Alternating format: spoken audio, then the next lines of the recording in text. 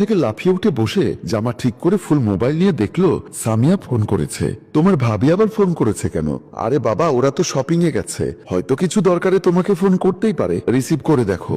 আমার কেমন যেন নার্ভাস লাগছে, নাকি ওরা বুঝতে পেরে গেল আমি এখানে এসেছি। ঠিক আছে, দাও তাহলে আমি কথা বলি। রাখো তো তোমার মজা করা, তাহলে তাড়াতাড়ি রিসিভ করো, আমি তোমার জন্য কফি নিয়ে আসি। ফুল ফোন রিসিভ করে বলল, হ্যালো ভাবি, কেমন আছেন? হ্যাঁ ফুল, ভালো আছি। তুমি কেমন আছো? তুমি সুস্থ আছো তো?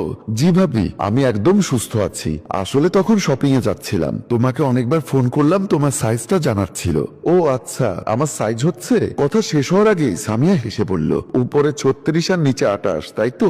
আমার দেবর থেকে জেনে নিয়েছি। ঠিক আছে, থাকো তাহলে, পরে কথা হবে। ফুলের মাথা তেলে বেগুনে জ্বলে উঠল। 3 দিন পর বিয়ের আসরে বসে আছে সবাই।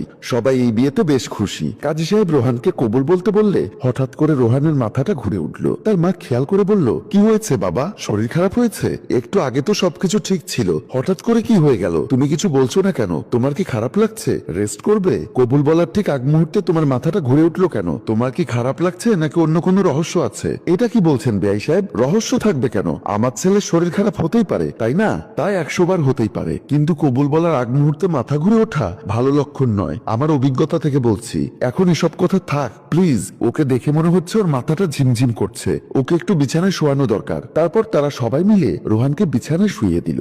রোহান এতক্ষণ সময় ঘুমিয়েছিল। হঠাৎ যখন চোখ মেলল তখন খেয়াল করলো তার মাথায় কেউ হাত বুলিয়ে দিচ্ছে। ঝাপসা আলো চেহারা বুঝতে না পারলেও সে বুঝতে পারলো এটা তার প্রিয়সী হবু বউ ফুল। সরি সোনা, তখন হঠাৎ করে কেমন যেন মাথাটা ঘুরে উঠলো, তাই বিয়ের কাজটা ঠিক মতো শেষ করতে পারলাম না। তুমি মাইন্ড করো না প্লিজ, আমি তো জানতাম এমন হবে, আমার জন্যই হয়েছে। রোহান এবার চট করে উঠে বসে লাইট জ্বালিয়ে দেখলো এটা তার ভাবি। কি ব্যাপার ভাবি, এত রাতে তুমি আমার রুমে বসে আছো, তাও আবার ঘর অন্ধকার করে? মা দেখলে কি ভাববে? আচ্ছা, তোমার কি আমাকে একটুও ভালো লাগে না? সামিয়ার চোখের জল দেখে রোহান অবাক হয়ে গেল। ভাবি, আজকে তোমার কথাগুলো অন্যরকম লাগছে। তাছাড়া তোমার চোখে জল কেন? তুমি কি বলতে চাচ্ছ? তোমার ভাইয়া বিদেশে চলে গেছে আজ 2 মাস। কখনো ফোন করে তো কখনো ফোন করে আমি পাই না।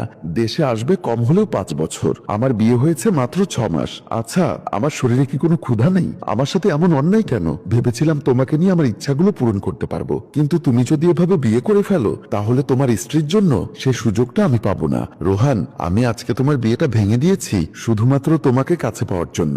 সকালবেলা রোহানের ঘর পরিষ্কার করতে গিয়ে হেলেনা বেগম একটা অন্তর্বাস খুঁজে পেলেন। এটা হাতে নিয়ে তার চিনতে খুব একটা কষ্ট হলো না, কারণ বাড়িতে তিনি ছাড়া আর নারী বলতে একজনই, তার পুত্রবধূ সামিয়া। কিন্তু তার পুত্রবধূ এমন একটা কাজ করতে পারে সেটা তার বিশ্বাসই হচ্ছে না। তাছাড়া তার ছেলেকে সে প্রচন্ড ভালোবাসে এবং বিশ্বাস করে। রোহান তার ভাবির সাথে এই কাজ করতে পারে এটা তো কখনোই কল্পনা করেনি তিনি। ছি ছি, আরো আগেই আমার সচেতন হওয়া উচিত ছিল, আর একটু চোখ কান খোলা রাখা উচিত ছিল।